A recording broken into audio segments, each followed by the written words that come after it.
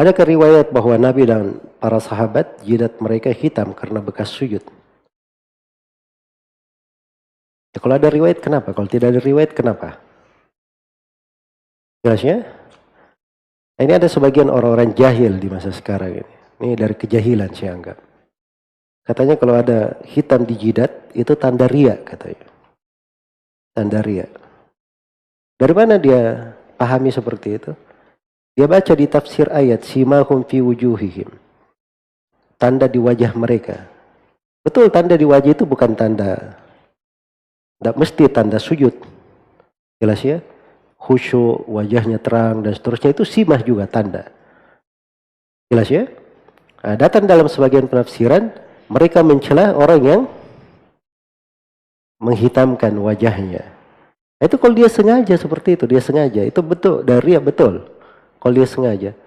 Tapi orang namanya lumrah itu dalam ilmu kesehatan juga dimaklumi. Orang kalau terlalu banyak sujud, itu pasti meninggalkan apa? Meninggalkan bekas. Dia suka atau tidak suka, sadar tidak sadar, dia seperti itu. Bagaimana dia vonis riya kepada orang? Jelas ya? Terus banyak dari athar terkait dengan sahabat maupun selain sahabat, itu diterangkan terkait dengan raut-raut di wajahnya, dari tanda hitam dan sebagainya. Itu enggak masa semuanya divonis sebagai orang yang riya. Ini kelancangan namanya. Jelas ya? Dasarnya ya keliru di dalam memahami ayat. Kemudian yang kedua, dia di dalam perkara-perkara itu mengkiaskan dirinya. Seakan-akan dia menjadi ukuran.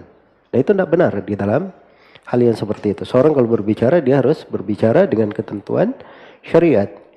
Ya, karena itu saya simpulkan dari jawaban, tidak dikatakan disunnahkan menghitamkan ada punya tanda hitam di wajah. Tapi kalau itu muncul lumrah, tidak ada ini, itu nggak ada masalah. Seorang tidak berpikir dengannya. Jelas ya? Kemudian yang kedua, ya terkait dengan masalah anggota-anggota sujud, itu datang keutamaan anggota-anggota sujud. Di antara keutamaannya, tidak dimakan oleh api neraka pada hari kiamat. Dan itu ada di dalam Sahih Al-Bukhari. Ada di dalam Sahih Al-Bukhari. Ya, anggota-anggota sujud, tanda-tanda sujud, ya itu mencakup dari khusyuknya misalnya atau apa yang tersisa di wajahnya dari tanda hitam bisa juga masuk di dalamnya. Sebab itu konteks umum di dalam apa? Di dalam hadis. Bisa saja yang di kepala, bisa yang di tangan, bisa yang di kaki. Ya, jelas ya? Itu semuanya tercakup di dalamnya. Saya tanya sama antum, bukankah para salaf mereka sujud lama? Ya, otomatis kalau orang suka sujud lama, berlezat-lezat bersujud di hadapan Allah Subhanahu wa taala, sebagaimana Nabi SAW kalau sujud juga lama, ya otomatis lama-lama jidatnya kemudian apa? Menghitam. Ya terus mau dikasih pemutih ya, enggak juga ya, artinya biasa aja ya. Terus bukan berarti kalau orang jidat hitam berarti riya. Ya tidak, itu masalah hati. Sama kalau gitu nanti kita bilang jangan ke masjid nanti kamu riya. Ya, jangan pakai pakaian Islami nanti kamu apa? Riya. Pakai pakaian kebarat-baratan saja supaya enggak riya misalnya. Ya, dan seterusnya. Enggak. Jadi kalau orang sengaja hitam memang di waktu sujud digosok-gosok ya itu mungkin riya. Tapi kalau hitam dengan sendirinya mau diapain? Ada syubhat yang Anda mau tanyakan mengenai apakah seorang mukmin dilarang jidatnya memiliki tanda hitam bekas sujud disamakan dengan orang-orang khawarij. Apakah ada dalil yang menjelaskan hal tersebut? Ini Allahu a'lam. Yang saya tahu ini pemahaman yang rancu. Enggak ada hubungannya. Kalau ada beberapa khawarij yang memiliki ciri khas dahinya hitam, atau ada orang Syiah malah, salah satu ulama mereka di Iran, walaupun ada yang membongkar kedoknya kalau dia sengaja menghitamkan jidatnya, sengaja diletakkan sesuatu di situ yang mewarnai dahinya supaya hitam. Kalau dia ngomong kosong, sesuatu yang jauh sekali dari agama. Salah satu tokoh-tokoh mereka gitu. Ini semua teman-teman tidak bisa dijadikan tolok ukur kalau jidat hitam itu berarti buruk. Ini salah ini. Firman Allah jelas dalam surah Al-Fatih.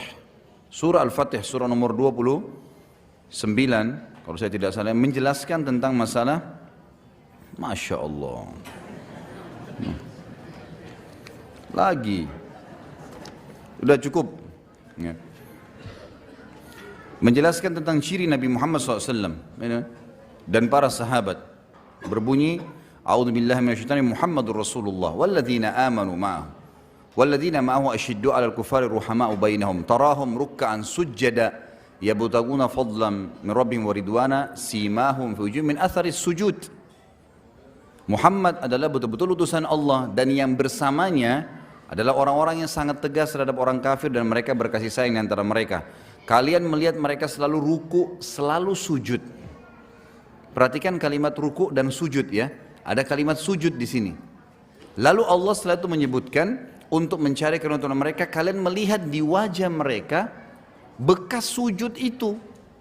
Sujud pakai apa? Hah? Pakai dahi.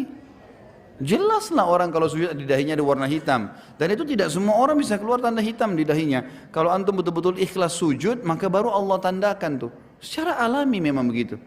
Jadi jangan karena ada satu kaum khawarij yang seperti itu, atau orang yang tidak benar kemudian kita tolak ukurkan, oh kalau begitu orang beriman tidak boleh ada tanda di dahinya. Gimana caranya? Allah sebutkan cirinya memang itu. Kata Nabi SAW dalam hadis sahih, saya diperintahkan sujud dengan 7 anggota tubuh. Yang pertama dahi sama hidung. Pastilah dahi tersentuh dan akan berwarna hitam, gitu kan? Ciri-ciri sudah sangat jelas di kiri para sahabat ini. Memang mereka semua dahinya hitam, gitu. Memang sudah begitu. Bahkan Umar bin Khattab tertembuskan cirinya dahinya hitam dan garis matanya warna hitam karena seringnya menangis sehingga berwarna hitam di daerah di sekitar matanya. Memang begitu ciri mereka. Jadi ini Allahu alam pemahaman yang saya anggap mungkin rancuh ya. Karena tidak faham tentang masalah penjabaran. Kalau ada satu orang, dua orang yang seperti itu, maka jangan dijadikan sebagai tolok ukur. Ya. Karena ini memang ciri orang-orang yang beriman.